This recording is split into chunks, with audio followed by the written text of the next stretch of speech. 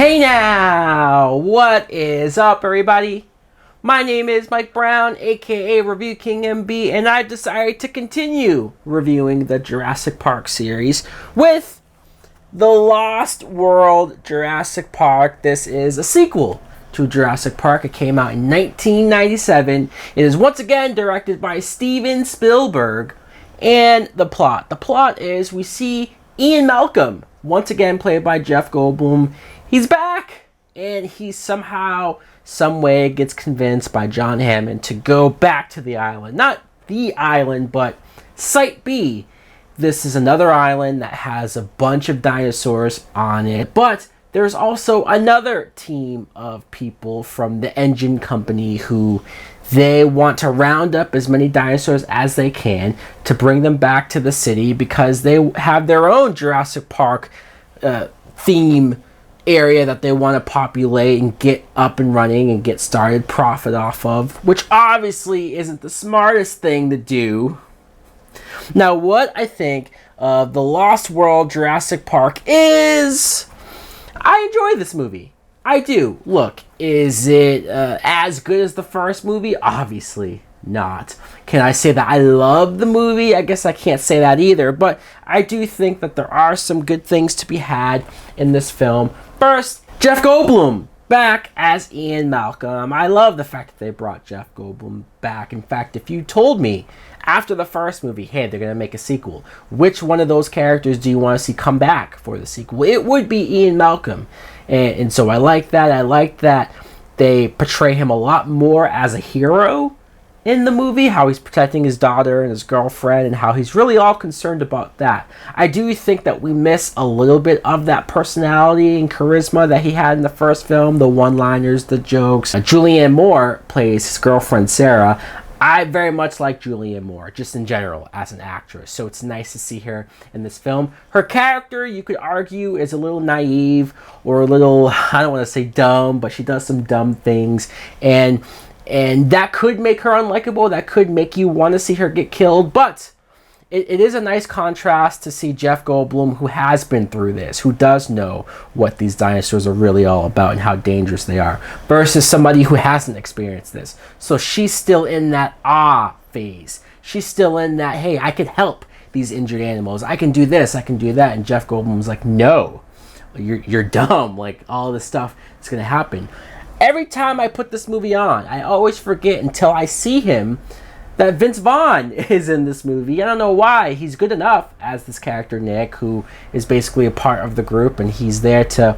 He's trying to be a badass a little bit. Also, Kelly, Jeff Goldblum's daughter, is played by Vanessa Lee Chester. And I want to talk about this because she is black.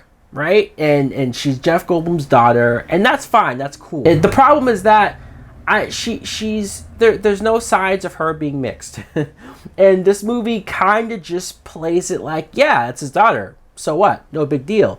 But there's also a moment when two of the characters, Vince Vaughn, he says, "Do you see a family resemblance?" So is that them even making fun of it? I think when I was a kid, I assumed that she was adopted, but obviously that's not the case. Also, when I was a kid, I always thought that little girl at the beginning of the movie, played by Camilla Bell, I thought she was killed by those little creatures, especially the way how it's edited and how it transitions over and the mother screaming. But no, then you realize that John Hammond says she's fine. It's just that's what gets this these lawsuits against the company going. That's what pushed him out of the company and brought in this new guy, Peter Ludlow, who's played by Arliss Howard. He is such a dick. Such a dick. I think in the book, the Michael Crichton book that these movies are based on, that I think John Hammond was supposed to be more of a dick, and I'm so glad they didn't go about that in the original movie. But you bring in another character who is taking over as the face of the company, and he does want to come in and do what John Hammond could have been all about, profit and getting this park started and just getting it up and going, not caring about people or dinosaurs in general. So this guy is a dick, is an asshole and is somebody that you cannot wait to see get killed. Seeing John Hammond back, even if it's for the 1 or 2 scenes, you could tell Richard Attenborough was a little sick, or at least not able to be a part of the movie as a whole. I also appreciate seeing Lex and Tim make their quick cameo. Probably the best moment in the movie is the trailer scene, right? This doesn't even involve dinosaurs technically. I mean, yeah, the 2 T-Rexes, they're protecting the baby T-Rex, and all of that I like because it doesn't present these dinosaurs as monsters like they also could have. It's very like, hey, here are parents protecting their infant. Here are animals just being animals, and they make it a point so many times to prove that, to establish that. And so I like that that becomes the T-Rex's motivation. But when it knocks the trailer off of the ledge and you see Jeff Goldblum, Julianne Moore, Vince Vaughn hanging off on the rope, and Julianne Moore especially being on the glass and it's cracking, it's such a great sequence. It is. It's so much fun to watch, and it looks so good. And even the Eddie character who's trying to hold them up with his car and the wire and pull them up, and then the T-Rexes come back. And talk about a character who did not deserve to die.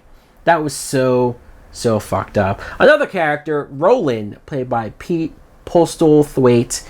He is like this hunter, this really like serious guy who's all about the hunt. He wants to take down this T-Rex and basically prove he can do it. Another trophy on his mantle. He has an interesting character arc where he's all about that at the beginning, but then when his partner gets killed, he walks away from it. I almost wish he was a bigger part of the story because his character is a lot more interesting than the asshole engine guy. Peter Stormare also is in the movie really quick. He's a dick, so you don't feel bad for him when he gets ripped apart by those little dinosaur creatures, and he definitely gets ripped apart. The raptors, the velociraptors, such a big part of the first movie, such a great memorable part of the first movie. I do like that they bring them back here because you almost have to, but I don't know if they were used in the greatest way. Sure, the scene of them attacking the group in the field is kind of cool, but when you see the girl, Kelly, when you see her perform gymnastics and take out one of the velociraptors, that's a real eye-rolling moment. That's probably the lowest moment of the movie, if not